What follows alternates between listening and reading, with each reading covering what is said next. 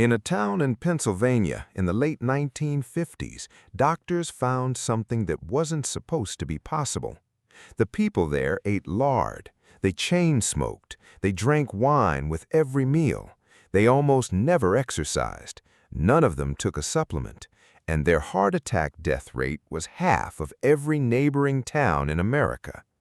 By every metric of modern medicine, these people should have been dropping early. Instead, they were outliving everyone.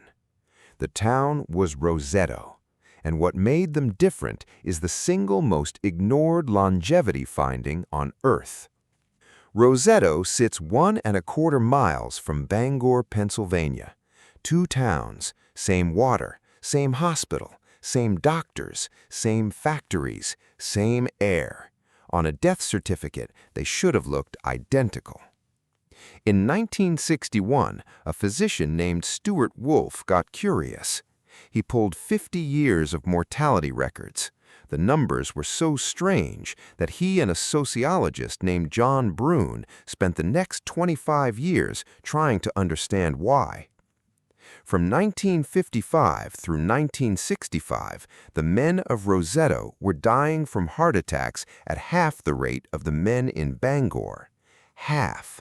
In some age brackets, it was even lower.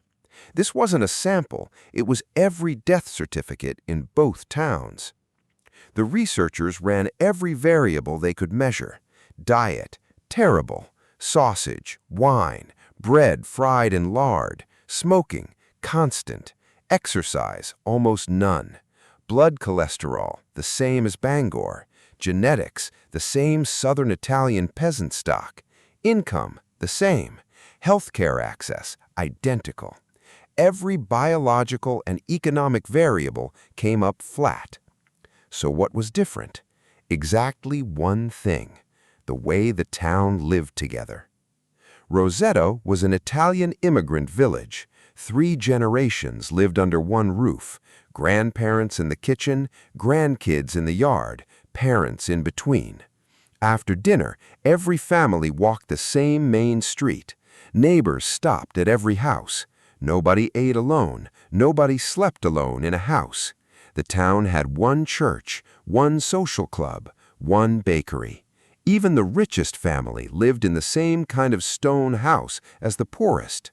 Showing off wealth was social suicide. The community itself was the medicine, and the dose was the dose nobody is taking anymore.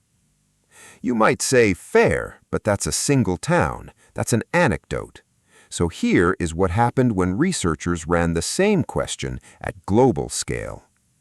In 2010, a Brigham Young epidemiologist named Julianne Holt-Lunstad pooled 148 separate mortality studies. Over 300,000 people followed for years. Her question was simple: does social connection actually move the needle on whether you live or die? The answer hit harder than anyone expected.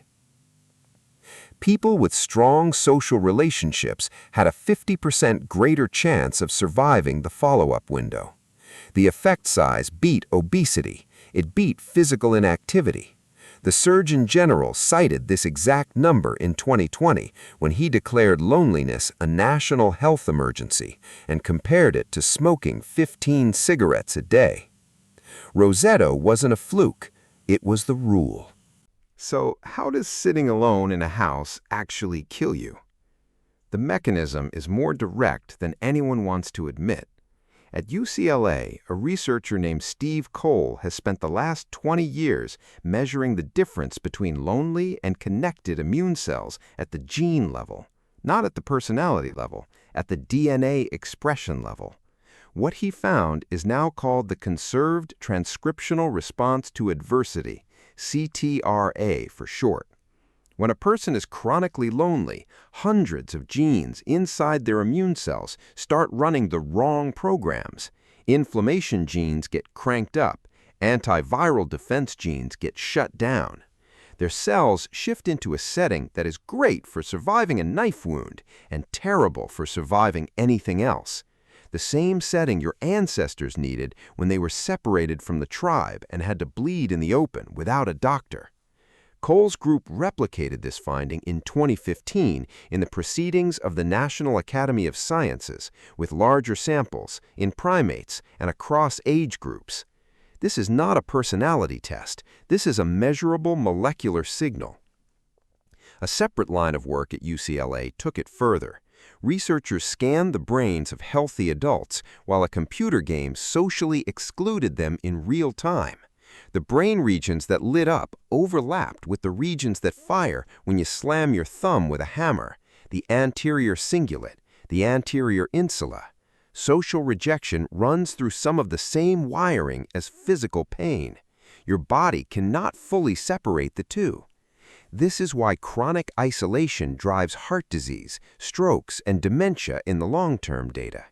Inflammation is the same upstream pathway that lays plaque in your arteries and amyloid in your brain. Loneliness isn't just a feeling, it's a multi-system inflammatory state.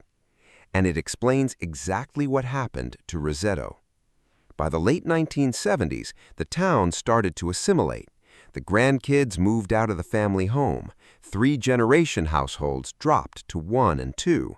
The old social club was replaced by a country club where status mattered. Within a decade, Roseto's heart attack rates looked exactly like Bangor's. Same town, same diet, same genes, different structure. The protection vanished as the connection did. In 2020, the Surgeon General Vivek Murthy declared loneliness an epidemic in America.